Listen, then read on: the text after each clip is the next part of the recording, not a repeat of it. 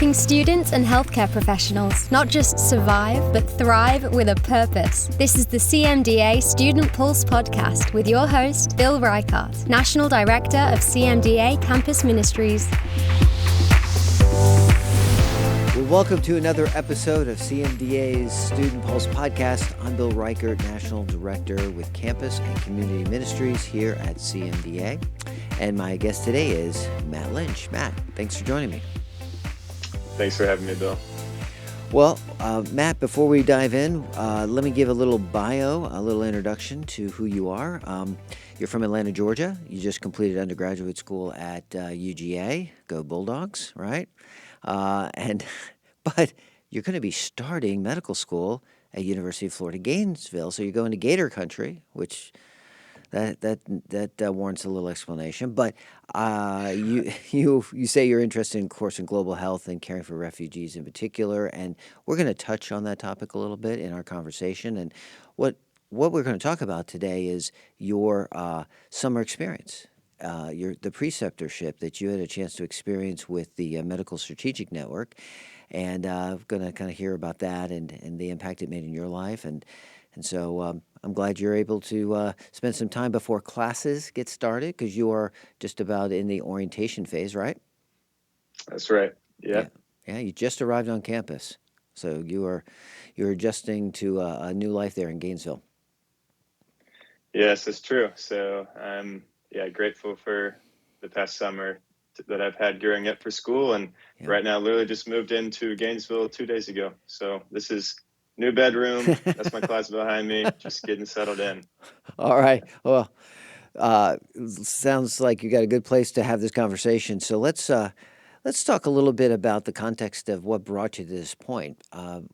Why did you feel called to medicine? What was the sense of calling that led you to the place that you are now? Yeah, so I think it started around my junior year of high school, and this is kind of a funny story. But my mom had encouraged me, you should take a career exploration test. I was like, okay, cool. And so, filling out the questions, taking the survey, seeing what matches with kind of my interest. And I remember engineer came up, teacher, healthcare professional, and a couple others. And I was like, okay, cool. I'll filter that by salary. And so I filtered by salary, and I'm like, Mom, I think I want to be a doctor. And so this was the initial motivations going into healthcare. And fast forward a couple of years, I'm starting up school, and I start taking my walk with Christ more seriously.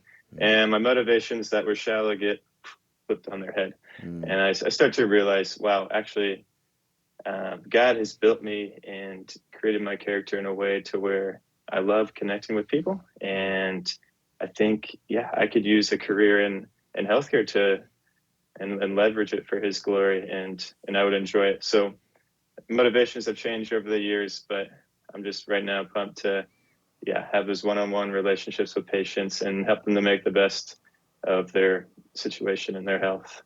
Oh, that's a great story. It's great to watch God at work in your life to take your calling and make it in a way that is rooted in Him, wanting to serve Him and be obedient to His call in your life. And think God uses those things that start in maybe superficial ways, but He makes them and He creates something new and fresh. And He's been continuing that work in your life, Matt. I know before you arrived to school, you've done some work with refugees. And again, this has all been part of your journey, and I think turning your heart to caring for the people that Christ cares for, and for the lost and for the world. Tell us a little bit about your experience with refugees, because I know that's a neighborhood near and dear to my heart outside of Atlanta.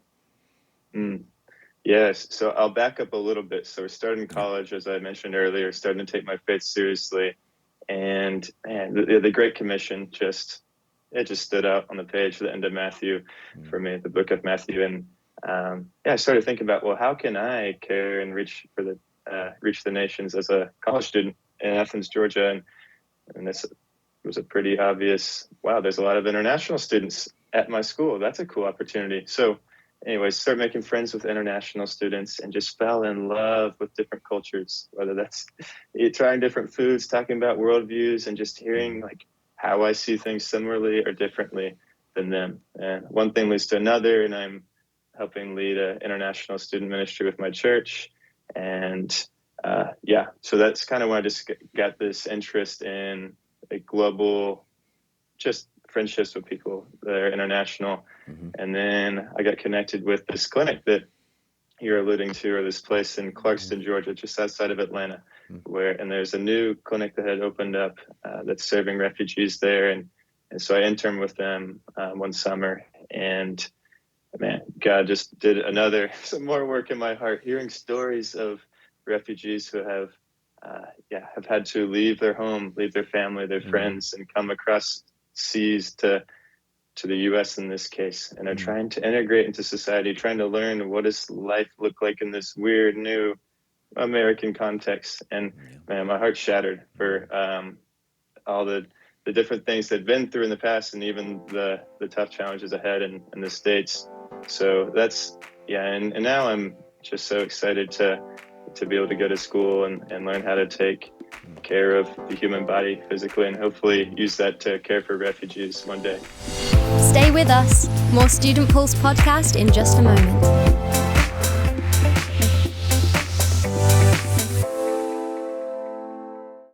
Vignettes, initiatives, innovations and education. Join us for the annual VIE poster session at the 2024 CMDA National Convention. Any healthcare student, resident or fellow is eligible.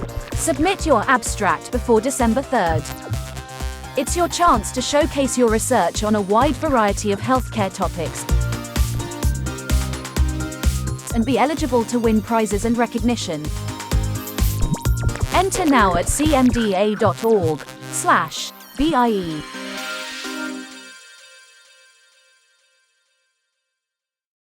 Join us for the CMDA National Convention, May 2nd through 5th, 2024.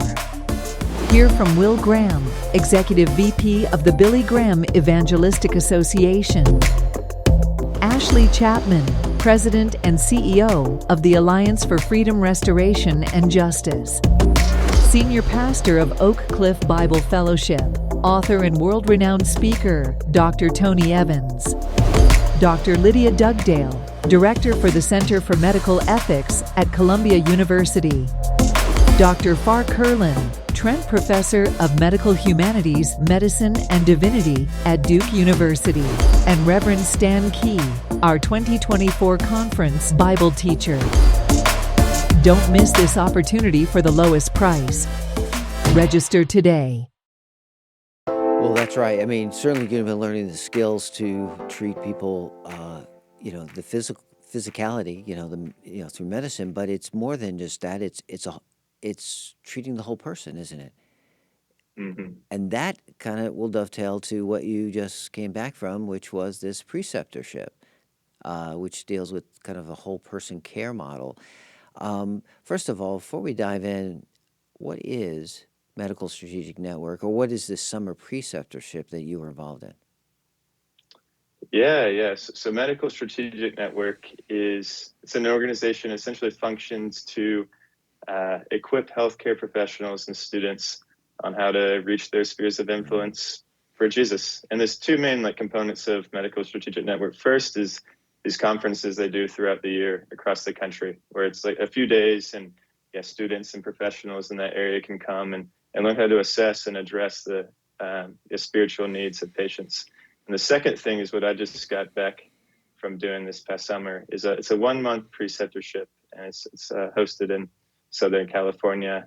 And it basically takes the conference that's a few days long and expands it out into 4 weeks. And there's these different seminars. You're spending time in and out of hospitals and clinics, shadowing professionals, going into just inpatient hospital rooms and talking with patients, learning how to take spiritual histories. And right. That's the program I just got done with. And you're also paired up with mentors and small groups. And it's just a really cool experience to be surrounded by 20, 25 healthcare students around your age that are going after the same thing. Well, it's 4 weeks, did you say? Yeah, 4 weeks long. Yeah. Yeah, 4 weeks. What motivated you to go? I mean, you're reading about it. Was there something about this experience you thought to yourself, I need this kind of opportunity and experience before I begin medical school?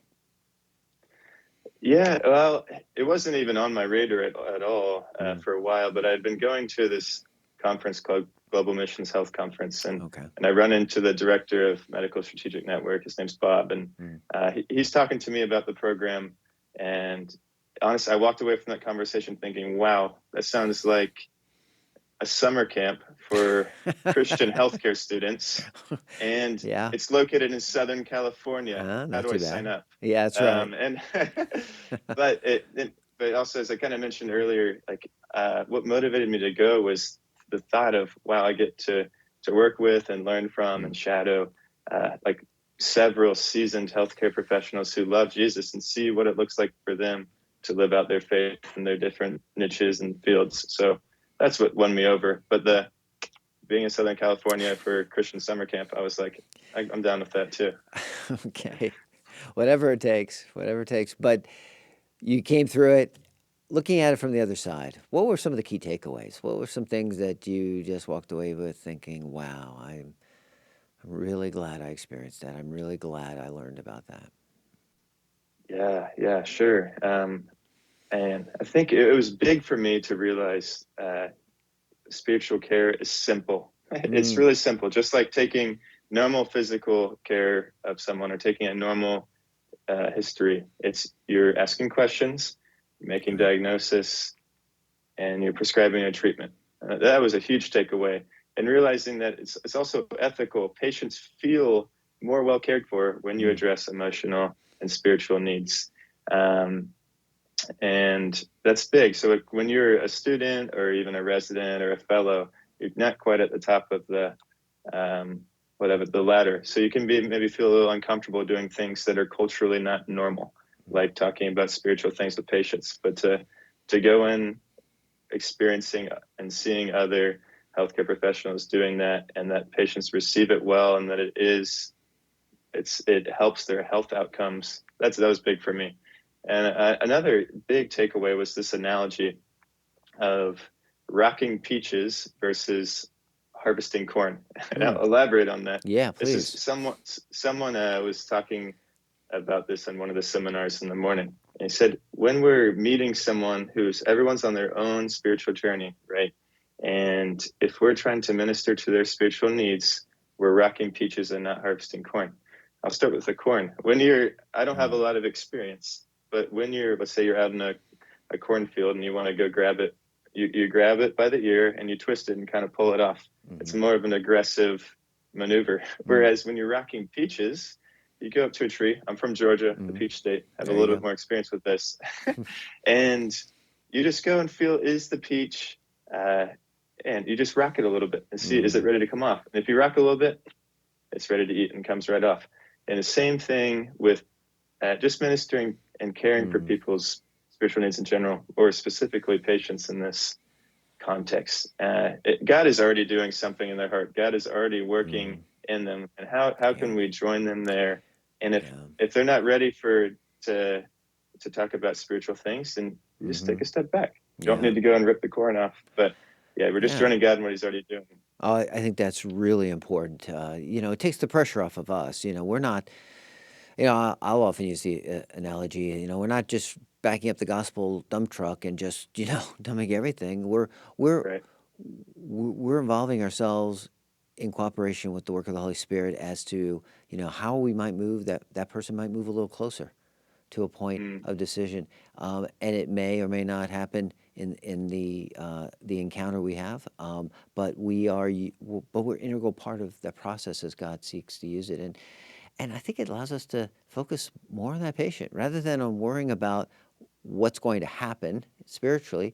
We can listen and be curious and get to know that person and spend that time and not have, again, all of this sense of pressure that really isn't supposed to be on us. It's the Lord who calls people to himself. He saves, and he does it by the work of his Spirit. But praise God, he uses us, and he uses physicians and people in healthcare to be an integral part of those conversations, because people are at very challenging times oftentimes. People don't go see doctors, right, when they have no problems, nothing that hurts. usually there's something that brought him there, right? And what Right. what a tremendous a privileged position that healthcare professionals have to be able to speak and to minister along spiritual lines. So, no, that's great. I love that analogy. That's fantastic. Well, I know this may be a hard question because you you haven't even started medical school. You're just about to start classes and all. But do you sense that the things that you learned from that preceptorship, the things that you took away, are going to change the kind of doctor that you're going to become? And if so, how? It's a good question, Bill. The answer, I think so, yes. Ask me in 5, 10, 15, 20 years, I'll be able to give some examples. But absolutely. I think, as I kind of mentioned earlier, I'm feeling just a lot more confident hopping into school now. And I think I'll take steps of faith and enter into conversations that I maybe wouldn't have before. And I think like when you open a door, it's another analogy I'm thinking of. If we're sitting in a boat, we don't wait for the fish to jump out of the water into the boat. You got to cast the line or you got to cast the net. In the same way with patients, we have to spark up and introduce spiritual topics and conversations and make space for God to move. Yes. So I think as I am feeling more confident and passionate doing that in medical school and then in residency and fellowship and all the steps of my career, it'll just build and build and build. And I think I'll be able to look back into this past summer and say, wow, this was kind of some of the foundational moments that I've built upon for years. Stay with us. More Student Pulse podcast in just a moment.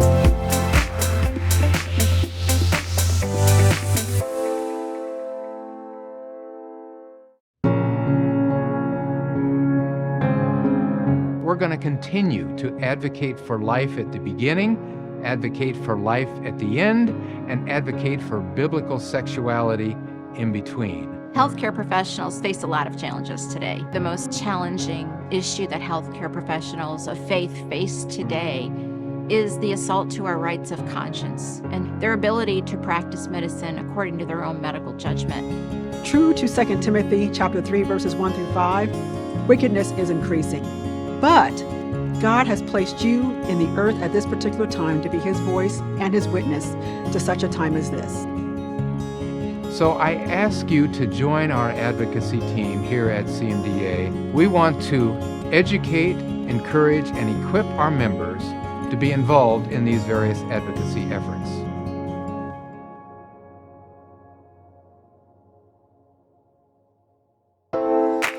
Well, certainly, thank you. That's fantastic, and I'm going to be excited for somebody on the sidelines. Hopefully, we are not going to lose touch. You're going to be part of CMDA during your entire professional career, aren't you, Matt? That's right, Bill. That is right.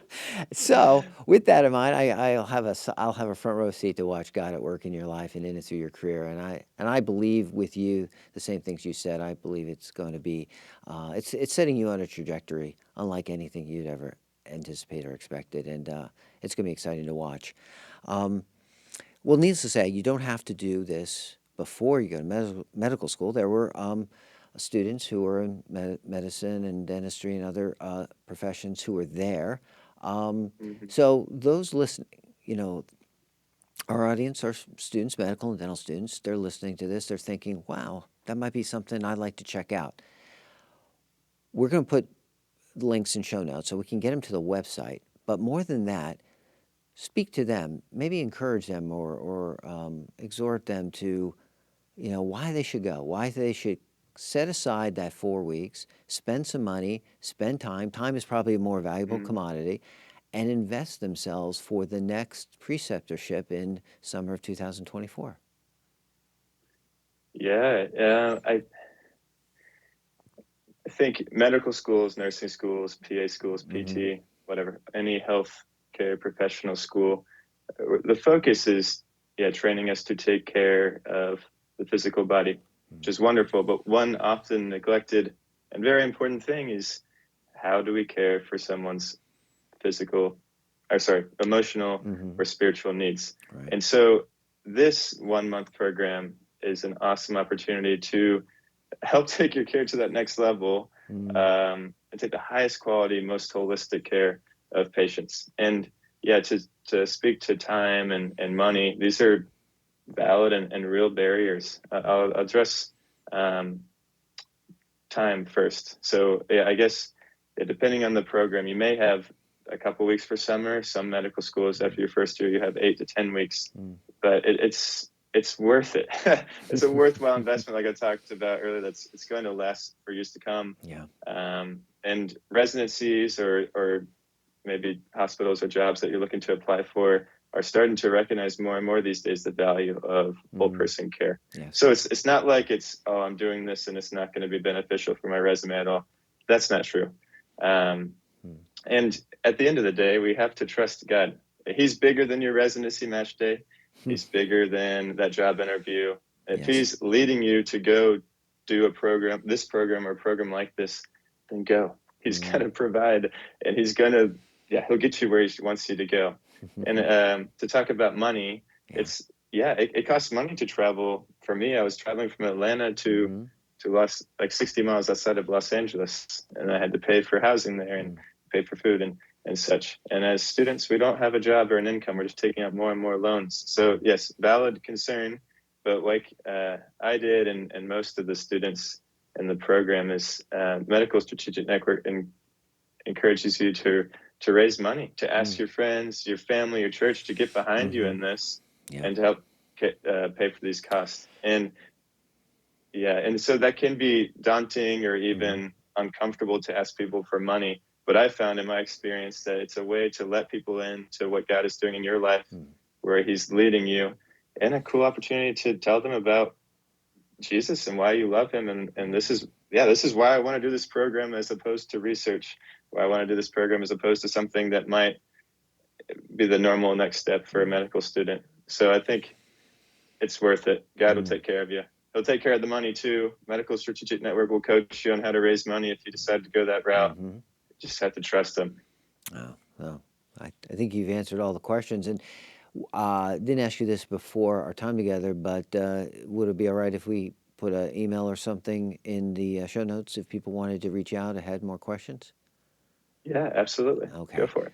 All right. Hopefully you're not going to, well, maybe you'll get bombarded. That'd be great in some ways. People are interested to want to know more, but they may have some questions for you, or we're going to have information about MSN so they can contact Bob Mason and others as well if they have questions. But, well, I mean, I know we just touched the surface. We just, briefly just were able to unpack a little bit of what you experienced. And I know there was so much more. But then again, that's the call for those who are listening. If you really want to learn more and experience it, go. Be a part of it. And I know it's going to be an investment that you won't regret. I appreciate Bob Mason and Medical Strategic Network and the ministry and all that they do, and they're really great partners with CMDA. And so I'm excited about this program, and I'm glad that you were able to come on and share a little bit about it. Well, Matt, this I think concludes our conversation. I mean, I know that you've got an incredible journey ahead there in Gainesville, and I'm excited for you. And unless there's anything else that you have to say, I'll give you the last word. Sure. I just thought of something. It's a bit of a strong last word, but I'm going to go for it anyways. Okay. At the end of the day, everyone's body is dying and wasting away, right? And this preceptorship is going to help you to take care of people's souls. The only thing that will live forever. And so, someone's soul is going to live forever in the presence of God in heaven, or separated from God in hell. So it's an important thing for us to take care of as we're looking at a whole person. And so I'll leave with that. But thank you, Bill, for having me. I appreciate it. All right, man. Thanks. Thanks for watching. We'll see you next time. CMDA's Student Pulse podcast is a production of the Christian Medical and Dental Associations. The opinions expressed by guests on this podcast are not necessarily endorsed by the organization. CMDA is non-partisan and does not endorse political parties or candidates for public office. The views expressed on Student Pulse podcast reflect judgments regarding principles and values held by CMDA and its members.